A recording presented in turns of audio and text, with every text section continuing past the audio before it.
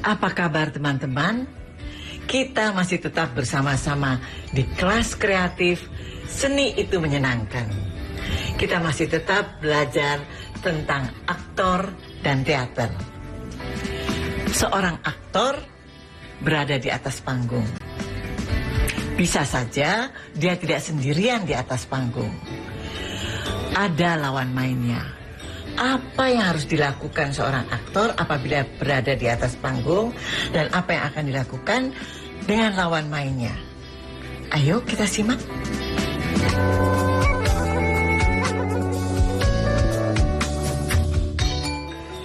Seorang aktor di atas panggung yang memerankan tokoh dalam cerita itu berada di dalam ruang lahiriah teknis. Lantai, sana dinding, kursi kayu, dan sebagainya. Dan ruang di pengertian yang lain, di alam yang lain, di alam batin, alam imajinasi. Ini adalah bukan ruang ini, tetapi tetap ruang ini. Artinya secara lahiriah, ya dia terbatas begini. Tetapi secara batinnya, seorang aktor dapat mengubahnya menjadi ruangan yang lain. Di atas tidak ada langit-langit misalnya, melainkan atap terbuka. Dan yang ada bukan langit-langit tapi langit biru di atas sana misalnya. Dan itu diyakini oleh si aktor yang sedang memerankan seorang tokoh yang berada di lapangan terbuka.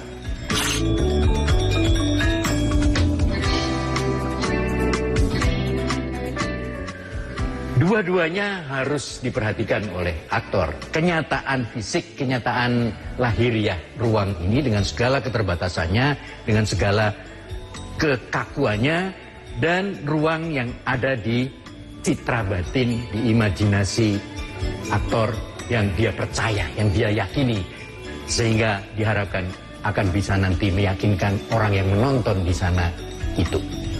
Nah, jadi si aktor itu dalam ruang ini membagi konsentrasinya ke dalam diri dan keluar diri.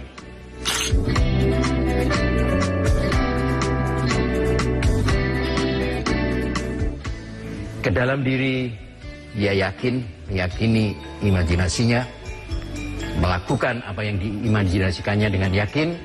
Keluar dia menyadari di sini ada misalnya level, kalau aku berjalan ke sana nabrak.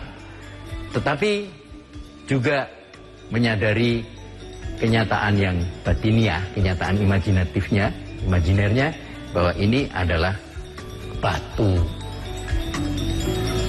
karang misalnya begitu.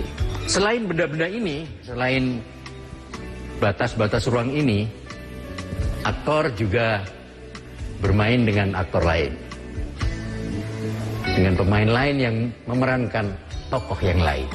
Dia tidak sendirian. Nah, kesadaran bahwa dia tidak sendirian itu secara teknis itu membuat aktor berusaha menempatkan diri di tempat yang tepat. Misalnya, ketika di suatu adegan dalam lakon drama itu, yang menjadi fokus di ruangan ini seharusnya adalah Tuan Putri yang di sini, ya, si aktor yang bukan sedang menjadi fokus itu tidak akan menutupi dia dengan begini misalnya.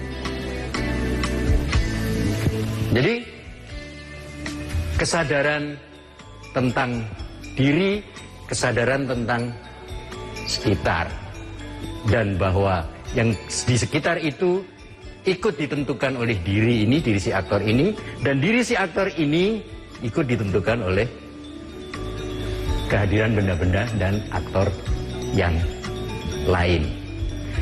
Bagus, saya baru saja memainkan Amangkurat. Amangkurat dimainkan di Kuala Lumpur, di Malaysia. Dari Jakarta sampai di Malaysia, memang saya memainkan Amangkurat tidak satupun saya melangkah dari kursi saya. Dari awal sampai habis saya duduk di kursi. Pertanyaan klasik, kenapa raja itu tidak pernah keluar dari kursinya? Kan harus ada blocking sebagai sebuah pertunjukan. Jadi pengertian blocking bagi mereka itu movement, fisik. Sedangkan blocking yang sebenarnya kan adalah mindset.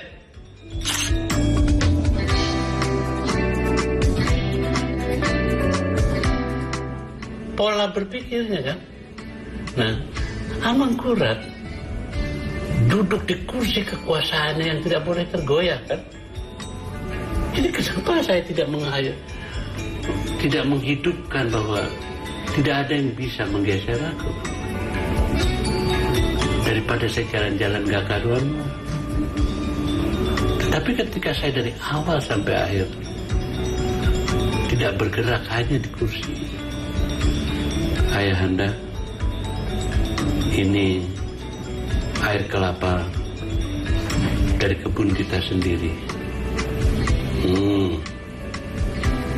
Ayahanda haus.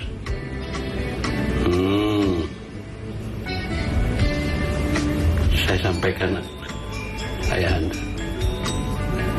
Enggak, saya ambil.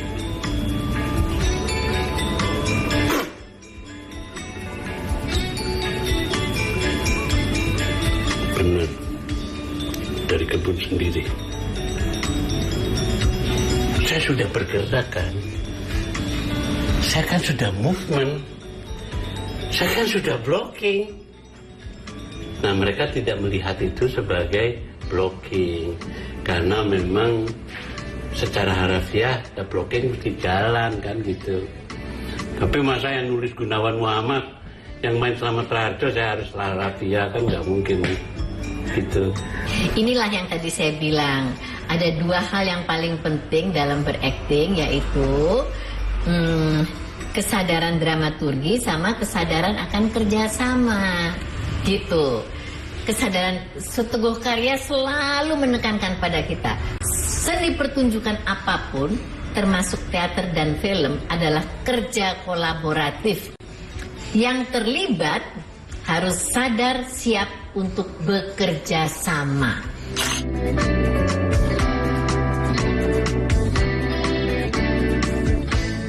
Gitu.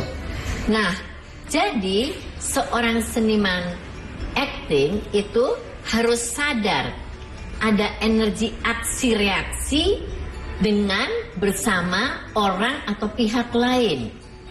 Gitu.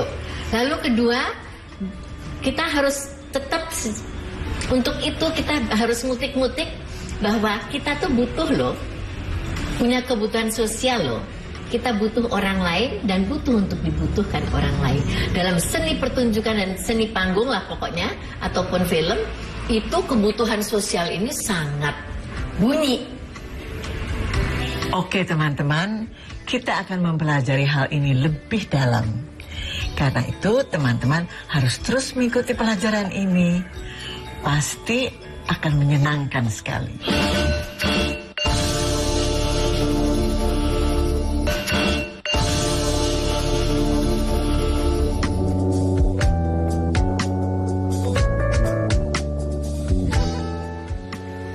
Ada interaksi antara tokoh satu dan tokoh lain di sini. Interaksi, saling keterhubungan, saling hubungan. Ada stimulus dari sana untuk yang di sini mereaksi atau merespon, memberikan tanggapan.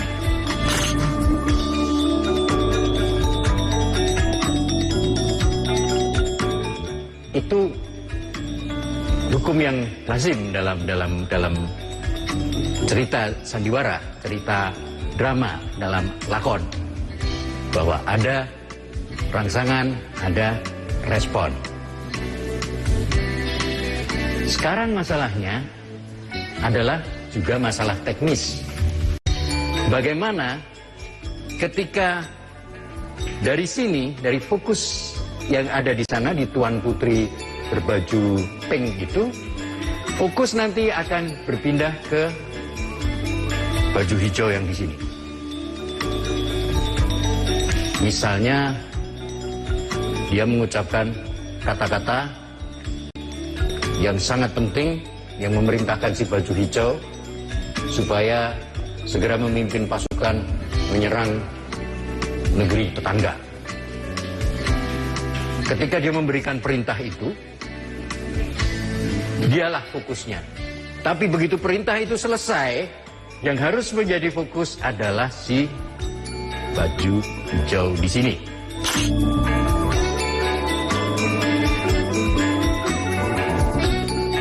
Yang diberi perintah dan ternyata dengan sopan menolak, tidak mau berangkat, minta ampun tapi tidak bisa memenuhi perintah itu. Nah, ini soal kerjasama, bagaimana aktor yang di sini yang semula fokus secara sadar seperti menyurutkan diri,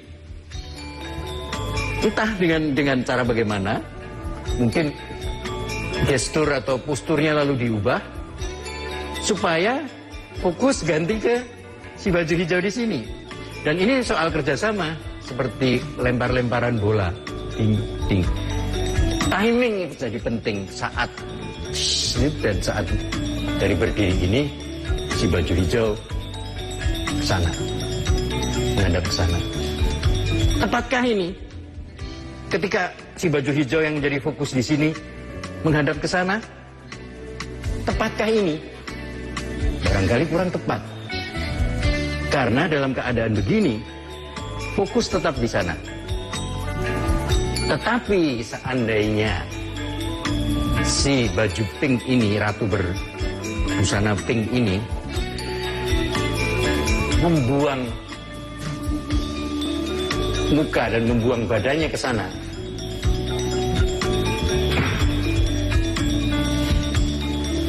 dengan sengaja, ini sebenarnya terlarang karena membelakangi penonton sebelah sana.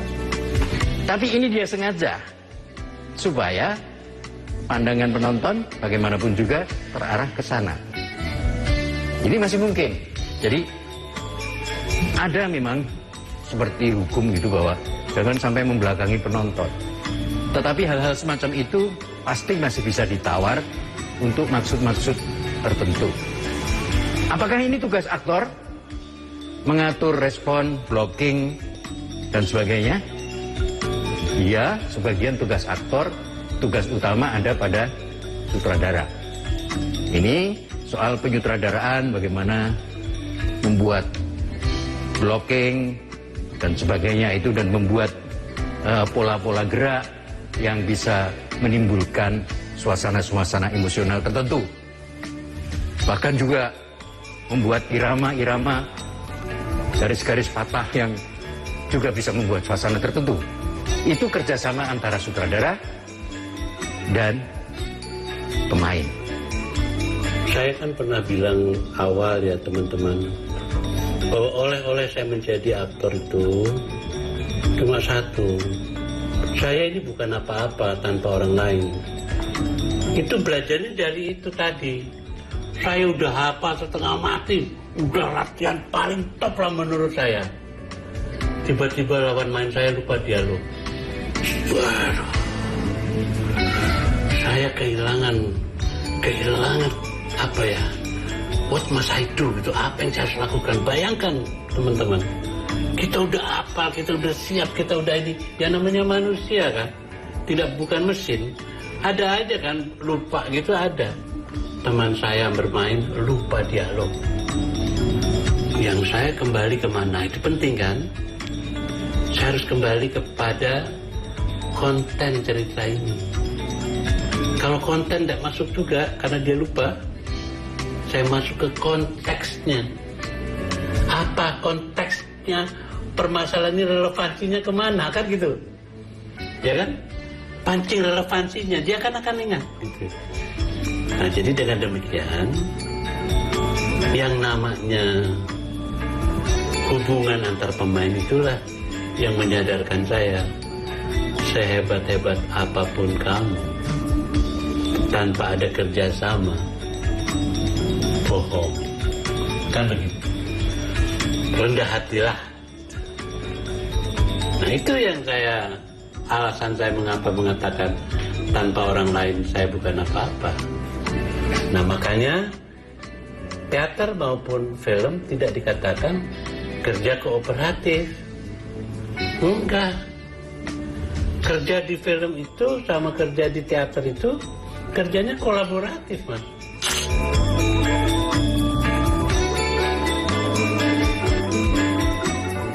Kalau kolaboratif itu kamusnya dalam kamus bahasa Indonesia, kolaboratif artinya bekerja sama dalam tanda kutip dengan musuh, Mas. Jadi pemain, sutradara, art director, penulis itu sebetulnya musuh dalam tanda kutip untuk berkompetisi, memberikan yang terbaik bagi cerita itu. Bagaimana teman-teman? Makin menarik kan? Makin tertarik kan? Teman-teman juga boleh mencoba atau mempraktekkannya. Ayo, pasti akan sangat menyenangkan.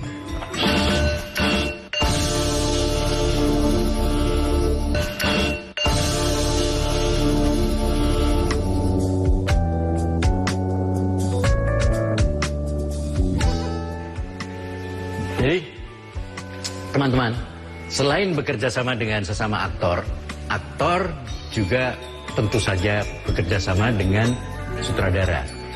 Saya katakan bekerja sama loh, bukan mematuhi dan menuruti sutradara, tapi bekerja sama dengan sutradara. Aktor itu bukan suruhannya sutradara yang hanya menunggu diperintah untuk crossing. Crossing itu artinya jalan melintas panggung. Lalu bikin grouping pojok sana, lalu dengan teman-temannya grouping, membuat satu pengelompokan. Yang tinggi di tengah, lalu yang merasa tinggi geser ke tengah. Ini semua memang dimaksudkan oleh sutradara, didesain oleh sutradara untuk menimbulkan efek-efek tertentu secara visual, apalagi kan nanti dibantu dengan cahaya dan sebagainya ya. Jadi posisi-posisi pemain yang menggerumbul di sini atau yang memotong panggung sana, itu memang menimbulkan suasana tertentu, suasana emosional tertentu yang diciptakan untuk mendukung bergulirnya cerita. Yang diciptakan untuk juga ikut mendukung emosi pemain yang melakukannya. Bayangkanlah, coba nanti ya teman-teman, coba bayangkan berjalan begini, menyudut diagonal, agak berlari. Lalu coba bayangkan berjalan seperti ini, flat, datar, seperti tidak ada kedalaman dari arah sana. Coba rasakan, ada nggak perbedaan emosi ketika teman-teman melakukan ini? Ada tidak? Grouping. Pada satu titik sana kata sutradara. Ada suasana yang dirasakan bersama tidak? Nah, jadi sutradara bekerja sama dengan para pemain, para aktor di sini, kadang-kadang menciptakan blocking, ya. Blocking itu pengaturan posisi dalam kaitannya antara pemain dengan pemain, dalam kaitannya dengan pengisian ruang, gitu. Menggunakan blocking, menggunakan crossing, menggunakan apa lagi? Grouping untuk mendukung suasana-suasana tertentu, untuk melahirkan suasana-suasana tertentu. Demi apa? Demi maksud menegaskan kandungan-kandungan emosi dari adegan ke adegan.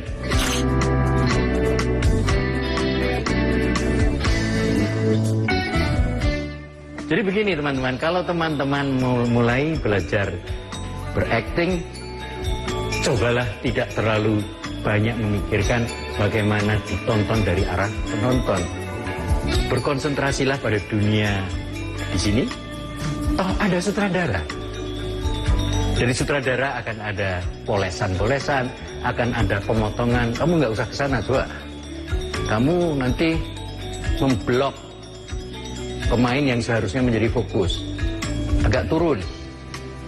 Nah, turun dan naik. Ini kalau makin dekat ke arah penonton, ke arah foot lamp atau footlight itu turun. Sini naik. Walaupun ini datar, ke arah sana itu namanya naik. Mungkin kasih komando tuh, saudara. Naik lagi. Ke tengah. Di tengah. Tengah kanan. Tengah kanan itu sana. Kanannya dari arah penonton. Bawah kiri, sana. Cross ke bawah kiri. Tuh.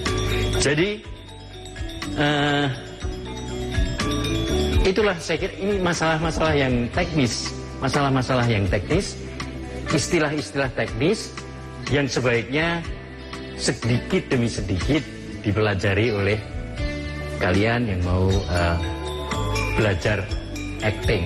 Tetapi sekali lagi ya, istilah teknis dan sebagainya itu bisa belakangan. Yang paling penting adalah isi dari yang lahiriah ini, batin itu. Ya, pasti segala yang teknis itu juga perlu, juga penting.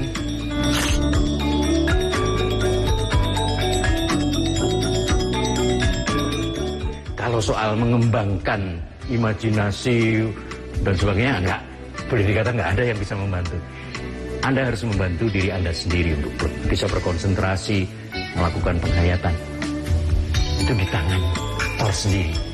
Tapi soal pergerakan, aktor dibantu oleh sutradara yang bertanggung jawab mengarahkan seluruh pergerakan dulu tontonan. Kalau emosi itu mau dia berdiri kayak mau dia duduk kayak sangat tergantung dari konteksnya.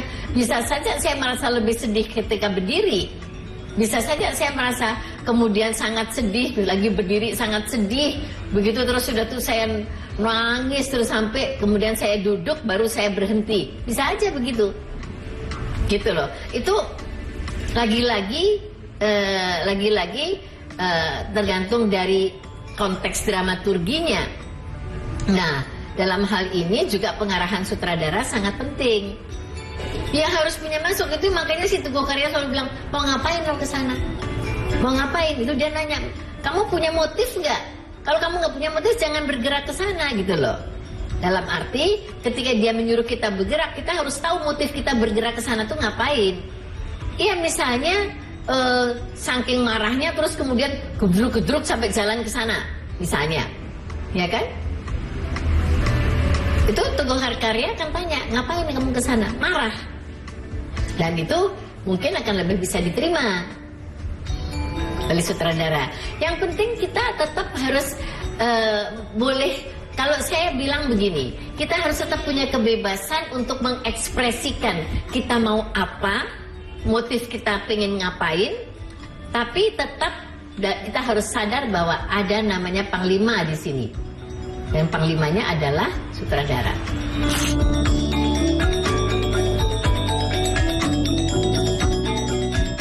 Apa yang dicontohkan tadi tidak hanya berguna untuk seni peran di atas panggung, tapi kalian juga bisa memanfaatkannya dalam kehidupan kalian sehari-hari. Kalian bisa saling bekerja sama, kalian bisa saling membantu, ada toleransi. Kita bertemu lagi di kelas kreatif. Seni itu menyenangkan. Jangan lupa, kita harus selalu senang.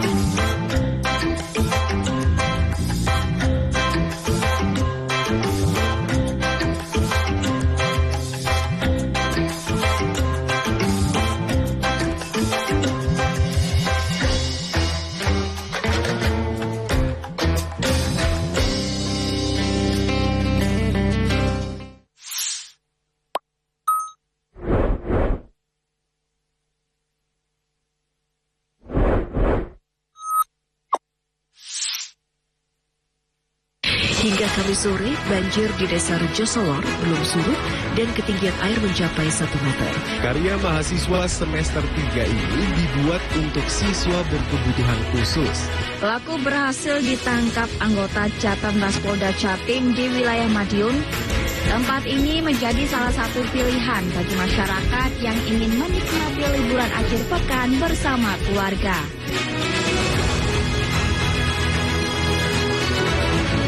Gaduhe pulsa. Gaduhe pulsa iki lho, Ron, tak bedheki. Kon iso jawab oleh pulsa. Temen lagi. Ayo, Tukang gendam. Ayo. oh tukang sihir. Iki. Loh, iki. Ya, delok. Oleh pulsa. Oleh pulsa. Gawe kanca-kanca kabeh dulur-dulur kabeh sing kepengin oleh pulsa. Melok kuis Dul Jenak setiap Jumat, Sabtu, Minggu. Saneng karo jam 8 bengi nang ngene Dul Jenak. Nonton sampe dijamin banyak CTV. Bagi Megawati, gelar MVP putaran ketiga ini adalah gelar MVP untuk kedua kalinya. Nikola Jokic catat triple-double di angka 23 poin, 17 rebound, dan 15 assist. AC Milan sukses meraih trofi pertamanya di musim ini, yaitu trofi juara Supercoppa Italiania. PSSI Senin kemarin mengumumkan pemecatan Sintayong dari kursi pelatih kepala timnas Indonesia. Rambimu kang tak dinegating ping 4. Siapa? Lelah Dedet. Adewe kaya iki tok gak tau gantian sih iki. Ojo guyon aku serius. Lho kau biasa ya guyon terus sak duluran ae lho. Iki lek gak guyon gak diundang maneh, Tru. Ora takok. Lho yo gak pola takok, kaya nuduh aku awakmu. Dipisah. Salah terus. Cari dulu, siapa tahu setelah itu gitu loh. Jadi orang tuh yang harus yang bijak gitu loh. Iki lho dewasa.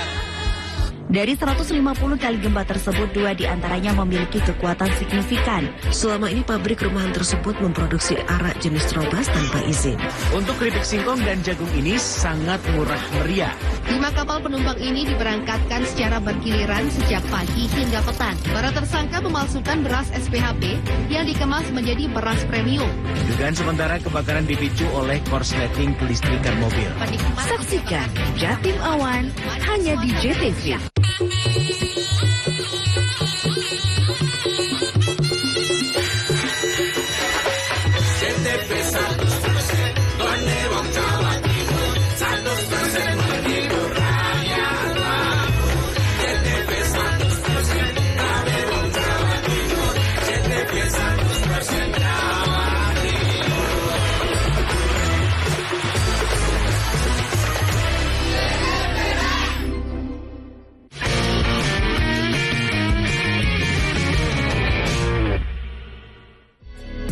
Bagi Anda yang suka jajan atau suka ngemil, sama nih seperti saya pemirsa, saya punya rekomendasi jajanan tradisional bernama Dumbek.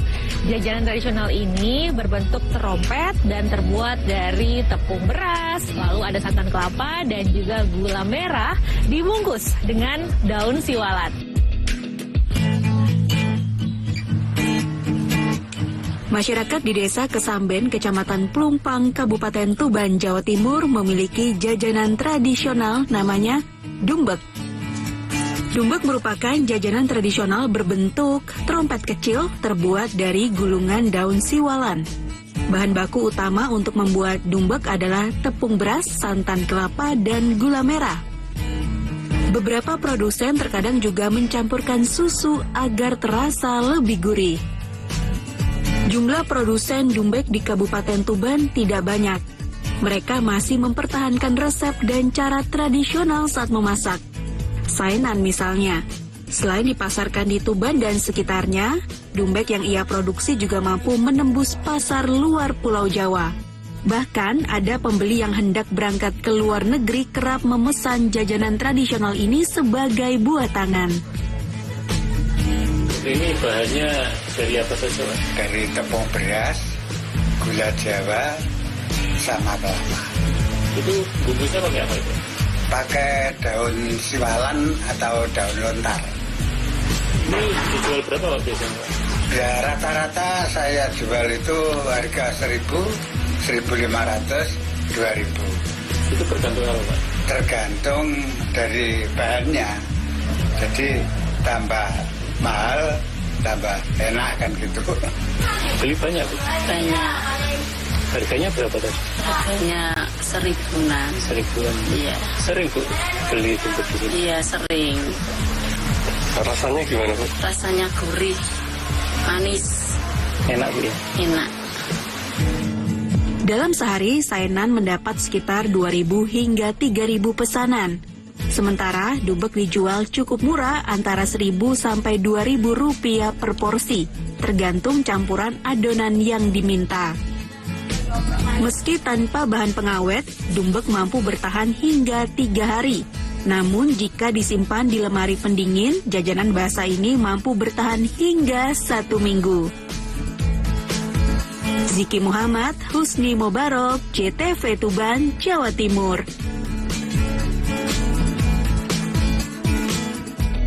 Kota Surabaya memiliki ragam menu kuliner yang menarik. Salah satunya ada rujak sayur asin. Kuliner khas dari Kota Pahlawan ini ternyata mulai jarang ditemui dan nyaris hilang. Lalu seperti apa pemirsa bentuk dari rujak sayur asin? Kita lihat bersama yuk. Aneka ragam kuliner ditawarkan di Kota Surabaya, Jawa Timur, di antaranya rujak sayur asin. Namun keberadaan rujak sayur asin sudah jarang ditemui. Warga pencinta rujak sayur asin biasanya memburu kuliner ini di kawasan Jalan Diponegoro, Surabaya. Ada seorang pedagang yang masih melestarikan dan berjualan rujak sayur asin. Sutopo, pria asal Simo, Surabaya, sudah 21 tahun berdagang kuliner rujak sayur asin di kawasan Jalan Diponegoro. Saat ini dia masih menjual makanan vegetarian bersama 2 orang anaknya di tengah serbuan ragam kuliner. Kuliner satu ini masih banyak penggemarnya, bahkan turun-temurun hingga 2 generasi. Di cuaca panas pada musim kemarau, kuliner rujak sayur asin banyak diburu pembeli. Rasa asin, asam, dan pedas membuat penikmat merasa segar dengan sayur-sayuran segar yang disajikan. Selain sayuran yang masih segar, kunci kenikmatan dari kuliner rujak sayur asin ini adalah bumbu petisnya. Rasanya itu segar kan, dari sayur-sayuran segar, ya enak aja. Asam atau asin, justru asin atau asam ini rasanya? Ada asinnya, ada asamnya, terus tambah apa kayak bumbunya pedes gitu, dimakan sama kerupuk juga tambah enak. Bisa ya? Apa? Di sini aja. Carinya biasanya taunya di sini sih, soalnya udah nggak pernah tahu ya, taunya di sini aja yang jual. Mungkin kalau se Surabaya aja mungkin nggak sampai 10 ya, setahu saya kalau saya keliling Surabaya. Dan kebetulan kalau saya di area sini tengah kota ya saya tahunya bapak ini. Yang lain setahu saya kalau ada putranya ya Pak ya. Putranya bapak ini setahu saya ada yang jualan sebelah sana. Tapi setahu saya hanya itu. Yang lain sih ada pun mungkin ciri khasnya juga beda ya. Yang bapak buat ini. Menurut saya ciri khasnya bapak ini masih tetap kayak ketika saya kecil dulu makan ya kurang lebih masih jauh beda dengan dulu. Pak, berarti berapa generasi di keluarga Bapak suka rujak sayur asin ini? Kebetulan saya generasi kedua sih. Kalau anak saya kebetulan cewek, saya kenalkan ini tidak berapa suka. Tahu tapi tidak terlalu suka. Kalau kebetulan saya hobi. Rasa khasnya apa sih Pak? Rasa khasnya itu? Kalau rasa khasnya pertama tergantung dari petisnya ya. Bahan dari kuliner rujak sayur asin cukup sederhana, yakni bumbu petis, bawang putih goreng, serta sayuran seperti sawi yang difermentasi, acar mentimun, serta tahu goreng. Cukup enak dinikmati dengan kerupuk, dan beberapa potong cabai rawit untuk sensasi pedasnya. Rujak sayur asin masih memiliki banyak penggemar. Dalam sehari, Sutopo bisa didatangi kurang lebih 100 orang pelanggan. Asin ini sudah berapa tahun Pak jualan Pak? Ya, 21 tahun. 21 tahun? Betul. Pak, dalam sehari berapa pelanggan Pak yang beli? Kurang lebih 100. 100 pelanggan per hari ya? Karena sini bahannya apa sih Pak? Sawi, tahu, acar, kerupuk. Terus yang istimewanya dari sayur ini dari Bapak Pak? Dari bumbunya. Kuncinya dari bumbunya. Kalau bumbunya nggak enak semua. Satu porsi rujak sayur asin ini dijual seharga Rp13.000 per porsi. Harga terjangkau dan ramai peminat. Anda bisa mencoba kuliner asli kota Surabaya yang satu ini. Bagus Setiawan, JTV, Surabaya, Jawa Timur.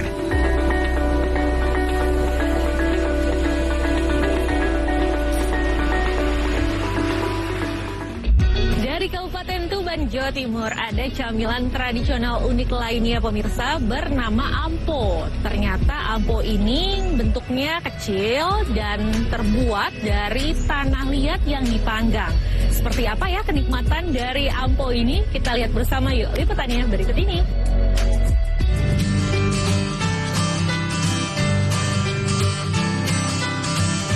Usianya tak lagi muda, Rasima 85 tahun masih sangat cekatan meramu camilan tradisional khas Tuban, Jawa Timur, ampo. Camilan tradisional ini dikenal di Desa Bekti Harjo, Kecamatan Semanding. Tanah yang digunakan untuk membuat ampo ini bukan jenis tanah sembarangan, namun harus yang bertekstur lembut, bebas pasir, kerikil, batu, dan kotoran, serta yang sedikit mengandung air.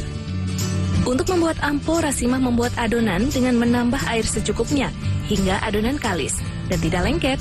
Lalu adonan dibuat berbentuk kotak dengan menumbuk menggunakan palu dari kayu. Berikutnya Rasimah menyerut tanah dari bagian atas dengan menggunakan bilah pisau bambu, sedikit demi sedikit. Hasil serutan berupa ampo ini kemudian diletakkan pada periuk gerabah tanah liat untuk diasapi di atas tungku berbahan bakar kayu. Proses pemanggangan ini membutuhkan ketelatenan sebab tungku tidak boleh mengeluarkan api. Asap dari proses inilah yang membuat rasa ampo menjadi khas. Setelah kering, camilan bisa disajikan. Camilan dimakan, sing butuhno didamel jamu, didamel camilan sing tiang niku cangkeme gak enak ngoten niku turune mam ngeten iki seger. Rasimah menjual ampo buatannya ke pasar Rp10.000 per kilogram. Namun, tak jarang pembeli datang ke rumah untuk memesan. Kebetulan ada teman ke Tuban, minta dibelikan ampo, jadi saya belikan ini untuk mereka. Rasanya ya kayak makan tanah gitu, cuman ada rasa panggang-panggangnya gitu. Terus ini kegunaannya biasanya untuk apa sih, Mas? Biasanya itu untuk ibu hamil yang ngidam gitu, ingin ampo, biasanya makan tanah gitu, sama untuk jamu orang-orang yang sakit, ya kepercayaan lokal saja. Rasimah merupakan generasi kelima di keluarganya yang meneruskan resep ampo. Kini ia adalah satu-satunya pembuat ampo yang tersisa di kota Bumiwali. Ia pun telah mengajarkan pengetahuannya kepada sang anak. Ampo merupakan makanan tradisional yang mulai tenggelam di kikis waktu. Dahulu, inilah menu alternatif yang diciptakan masyarakat Trowulan pada masa kependudukan Belanda saat kebijakan tanam paksa. Mahalnya kebutuhan pangan membuat penduduk jatuh dalam ceruk kemiskinan. Dahulu makanan ini dibuat dari endapan lumpur aluvial di tepian Bengawan Solo yang dikeringkan untuk dikonsumsi. Kusnya Mubarok, JTV Tuban, Jawa Timur.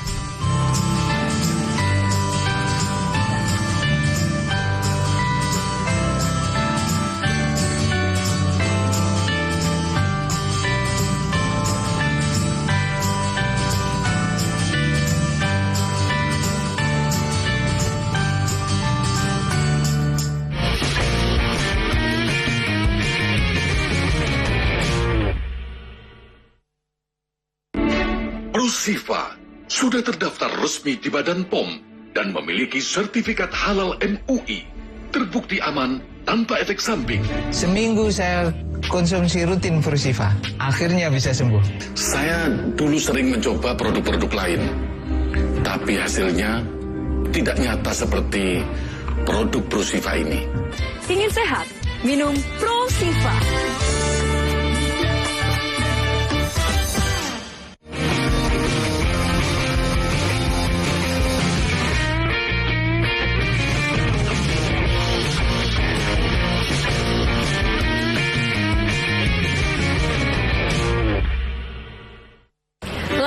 terbengkalai seluas 400 meter persegi di kawasan Malakasari, Durensawit, Jakarta Timur disulap menjadi kebun buah anggur.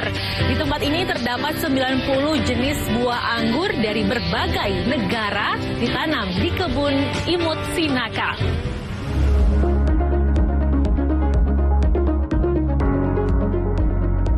Berawal dari lahan kecil yang terbengkalai, Yatno bersama kawan-kawan petugas penanganan prasarana dan sarana umum Kelurahan Malakasari, Durensawit, Jakarta Timur, menyulapnya menjadi kebun anggur. Kebun kecil seluas 400 meter persegi ini diberi nama Kebun Imut Sinakal, yang berarti niat, sigap, dan berakal. Sebelum menjadi kebun anggur, awalnya lahan ini digunakan untuk menanam sayur mayur. Namun seiring berjalannya waktu, Yatno menggantinya dengan menanam buah anggur. Saat ini ada sekitar 90 jenis anggur yang ditanam dari berbagai negara, mulai dari Coachella, Laura, Angelica, Etalon, Lucia, Carnival, hingga Jupiter. Anggur itu di Jakarta, khususnya di Jakarta maupun di Indonesia masih minim pengetahuan masyarakat tentang anggur. Mereka tahu buah anggur, tapi mereka tidak tahu pohon anggur dan jenisnya asalnya dari mana. Di sini lebih mendorong orang untuk tertarik menanam ya. Di sini kami menyediakan bibit-bibit anggur berbagai macam jenis, yang artinya mereka beli bibit di sini, kita lakukan edukasi pembinaan sampai mampu merawat hingga berbuah. Biasanya buah anggur akan panen setiap 3 bulan sekali, tergantung dari jenisnya. Hasil panen anggur tidak untuk diperjualbelikan, namun diperuntukkan bagi pengunjung yang hadir ataupun dikonsumsi oleh warga sekitar. Berbeda dengan buahnya, bibit buah anggur justru diperjualbelikan bagi mereka yang ingin bercocok tanam. Tentang harga yang ditawarkan beragam, mulai dari Rp125.000 hingga Rp2,5 juta. Kehadiran kebun anggur ini dapat menjadi inspirasi dan bukti bahwa budidaya buah anggur dapat dilakukan di tengah padatnya ibu kota Jakarta. Nurul Khotimah, Bintang Nuari, Jawa Post. Dari kebun Imut Sinakal, kita ke kota Probolinggo, Jawa Timur. Di sana masyarakatnya terus melestarikan buah anggur yang menjadi ikon dari kota Probolinggo. Nah, anggur ini bernama Prabu Bestari. Inilah kebun anggur yang sengaja ditanam Probi Fadli Rohman, 40 tahun, warga Jerebeng Lor, Kota Probolinggo, Jawa Timur, di halaman keluarga besarnya. Halaman seluas 20 x 12 meter yang awalnya hanya berupa tanah lapang, disulap menjadi kebun anggur yang rindang. Selain bisa untuk berteduh, hasil buah anggurnya bisa menghasilkan pundi-pundi rupiah. Probi dan keluarganya sengaja terus melestarikan anggur karena merupakan salah satu ikon kota Probolinggo, yakni kota Bayu Angga. Bayu berarti angin, anggur dan mangga.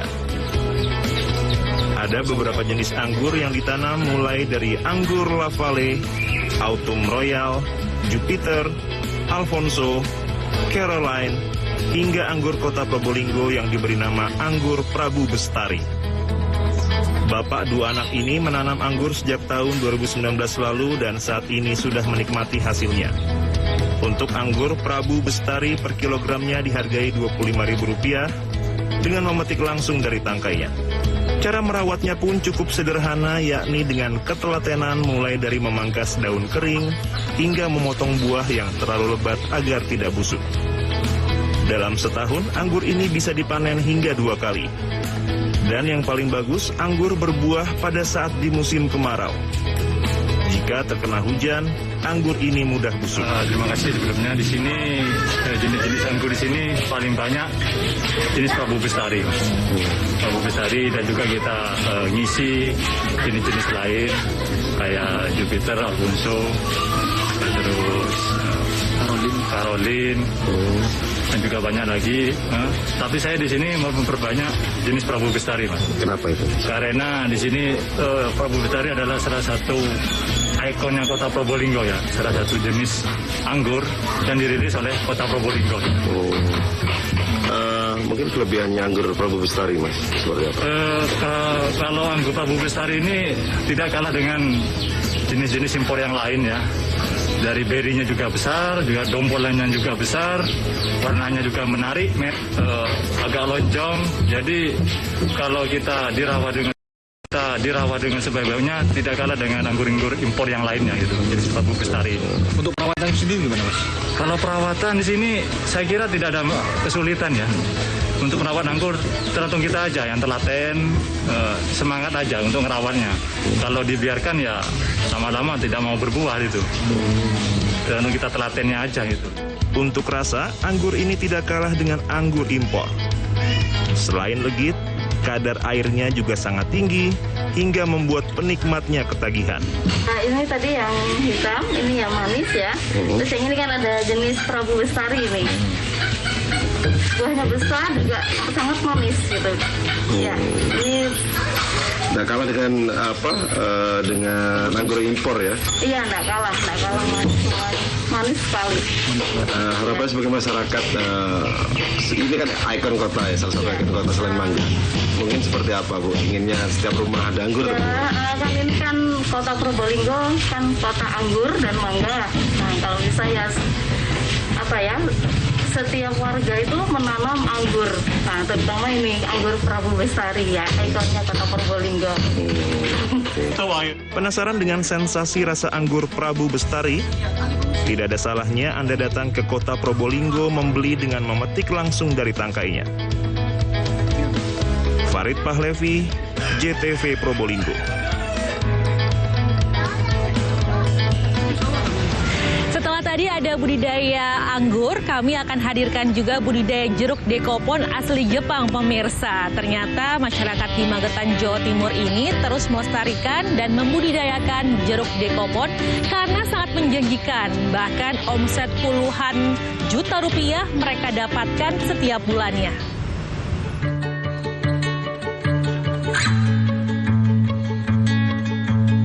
Selain jeruk pamelo yang menjadi ciri khas Kabupaten Magetan, sejumlah warga Magetan, Jawa Timur juga mengembangkan jeruk dekopon. Seperti yang ada di lingkungan Kelurahan Duet, Kecamatan Pelausan, Kabupaten Magetan. Tani ramai memanen jeruk asli Jepang tersebut. Budidaya jeruk dekopon terbilang cukup menjanjikan. Di tengah pandemi COVID-19, permintaan akan jeruk yang dikenal kaya akan vitamin C terus meningkat. Dari setiap 100 pohon jeruk dekopon, petani mampu memanen antara 150 hingga 200 kg jeruk per minggu, atau 7 hingga 8 kuintal setiap bulan. Setiap kilogram jeruk dekopon dijual seharga Rp50.000 di tingkat eceran. Per bulan, petani mampu meraup omset 35 juta hingga 40 juta rupiah dari panen jeruk yang tidak mengenal musim tersebut. Ahmad Baikuni, penggagas penanaman budidaya jeruk dekopon, mengatakan saat ini sudah tertanam 5.000 lebih pohon jeruk dekopon yang tersebar di Kabupaten Magetan dengan usia tanaman hampir 3 tahun. Pasar-pasarnya ini masih keluar kota. Kemarin sempat ke Carrefour, ke Jakarta, ke Pasuruan. Masih di luar kota karena dampak corona. Belum untuk wisata lokal kan belum dibuka. Para penggagas juga berencana menjadikan jeruk dekopon sebagai destinasi wisata petik yang menarik, layaknya stroberi yang sudah ada di Magetan. M. Ramzi, JTV Magetan, Jawa Timur.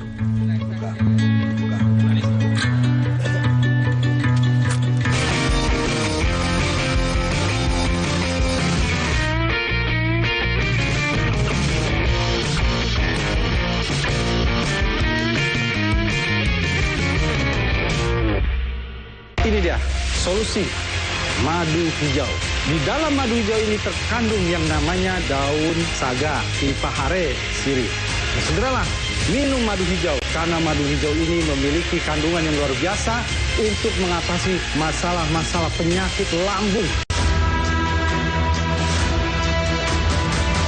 Madu hijau diracik dari berbagai macam daun herbal pilihan yang aman dan tanpa efek samping.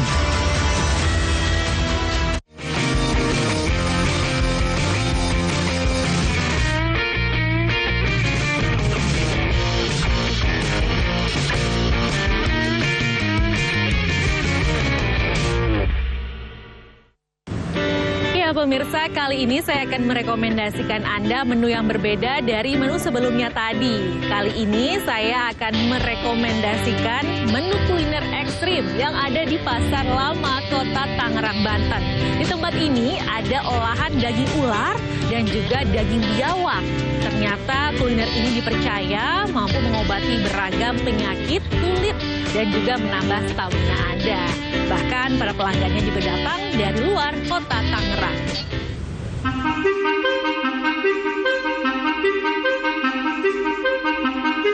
Kawasan pecinan di Kota Tangerang, Banten atau biasa dikenal Pasar Lama Tangerang menjadi magnet tersendiri bagi penikmat kuliner karena menyajikan makanan kekinian hingga ekstrim. Salah satunya tenda milik Kang Aat yang menyediakan olahan daging ular dan biawak. Setiap malam selalu ramai dikunjungi para penikmatnya. Warung tenda kaki lima yang berdiri sejak 2001 ini menyediakan menu sate biawak, ular kobra, sanca, abon ular, salep ular, darah, dan empedu ular. Kesemuanya dipercaya mampu mengobati beragam penyakit kulit ataupun meningkatkan stamina. Untuk daging ular kobra disajikan secara fresh. Saat pembeli memesan, penjual langsung mengambil ular hidup-hidup dari dalam sangkar, kemudian diolah sesuai pesanan. Sementara bumbu dapur yang dipakai untuk olahan daging ular dan biawak tidak banyak berbeda, yaitu bumbu kacang ditambahkan jeruk nipis. Pilihan kuliner ekstrim jadi pilihan bisnis yang jarang dilirik orang lain, namun banyak dicari karena bisa mengobati berbagai penyakit. Kalau tekstur ini jadi itu tergantung olahnya. Kita kalau bisa ngolah, dagingnya itu istilahnya kalau mau di sate di apa, empuk lah enak gitu biasa. Cuman agak kenyal-kenyal kalau kobra gitu. Jadi kita kalau sebelum dibakar, biasanya kalau sate-sate ular gitu, biawak sebelum dibakar kita dicelupin air nanas dulu. Jadi biar agak bisa empuk, abang ngilangin amis gitu aja. Selama pandemi COVID-19, usaha kuliner ekstrim ikut terdampak. Biasanya setiap hari mampu menjual 30 ekor ular atau 1.000 tusuk dalam semalam. Namun saat ini hanya mampu menjual sekitar 15-an ekor ular. Sop dan sate daging ular paling banyak dipesan pembeli. Terasa lembut, renyah, dan tekstur sedikit berserat. Tadi yang dimakan daging apa? Daging ular sama biawak. Daging ular dan biawak. Iya. Udah berapa kali kesini? Baru pertama kali nih. Iya, terus tadi lagi muter-muter kan, terus ngelihat ada sate ular, terus kayak pengen coba aja yang anti mainstream gitu. Tapi tahu tempat ini? Nggak tahu, lagi jalan aja. Kalau amis sih enggak, cuman kalau pas makannya itu kayak sambil ngebayangin ularnya itu loh. Jadi gimana gitu kan. Bagi Anda yang tertarik mencoba kuliner ikonik di Pasar Lama Tangerang ini, silakan mampir ke warung tenda Dua Kobra di wilayah Tangerang, Banten. Warung ini buka setiap hari, mulai petang hingga malam hari, dan harga yang ditawarkan juga relatif bersahabat.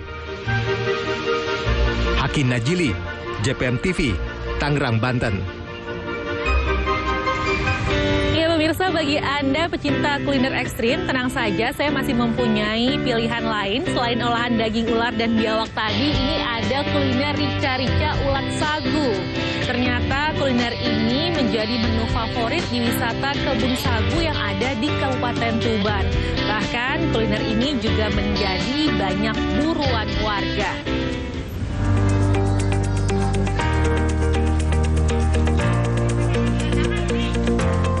Bagi Anda pecinta kuliner ekstrim, maka belum lengkap pengalaman sebelum mencicipi rica-rica ulat sagu khas wisata Palang, Kabupaten Tuban, Jawa Timur.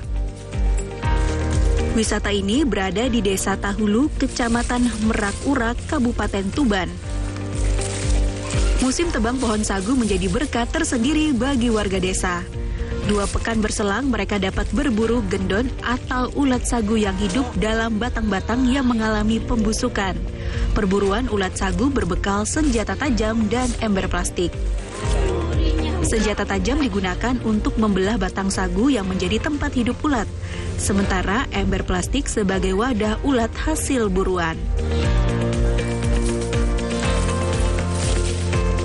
Mengolah ulat sagu tidak sulit. Pertama, isi perut ulat dibersihkan lalu cuci hingga bersih. Selanjutnya, larva kumbang pengerek ini dimasak rica-rica. Menu ini dapat ditemukan di warung-warung kawasan wisata Kebun Sagu Pelang. Rica-rica ulat sagu ini dapat dinikmati dengan nasi putih maupun nasi jagung. Rasanya cukup gurih dan memiliki tekstur kenyal sehingga memiliki banyak penggemar. Makan gendon sagu, kalau bahasa Indonesianya ulat sagu, Pak. Terus rasanya gimana ini? Rasanya gurih. Ada khasnya kental gitu, Pak. Ini dimasak apa Mas biasanya? Ini dimasak rica-rica. Enaknya dimakan sama nasi apa ini Mas? Nasi jagung. Biasanya yang sering itu nasi jagung, rasanya lebih cocok. Untuk mencicipi satu porsi rica-rica ulat sagu, Anda hanya perlu membayar Rp15.000. Namun minimnya ketersediaan bahan baku, maka calon pembeli harus pesan terlebih dahulu. Apa ini tadi? Ulat sagu. Berburunya di apa itu? Di pohon yang sudah mati. Dapat banyaknya juga? Dapat 1 aqua. Dimasak apa terusan tadi? Di rica-rica. Peminatnya banyak itu Pak? Banyak. Dijual berapa kayak gitu? 15.000. Tiap hari selalu ada? Selalu ada, tapi harus pesan dulu. Harus pesan ya. Hamparan pohon sagu banyak tumbuh subur sepanjang aliran sungai Desa Tahula, Kecamatan Merak Ura, Kabupaten Tuban. Kawasan ini disulap menjadi tempat wisata. Pohon sagu juga ditebang untuk dijadikan tepung dan berbagai olahan makanan serta masakan. Salah satunya rica-rica ulat sagu. Diki Nurholif, Husni Mubarak, CTV Tuban.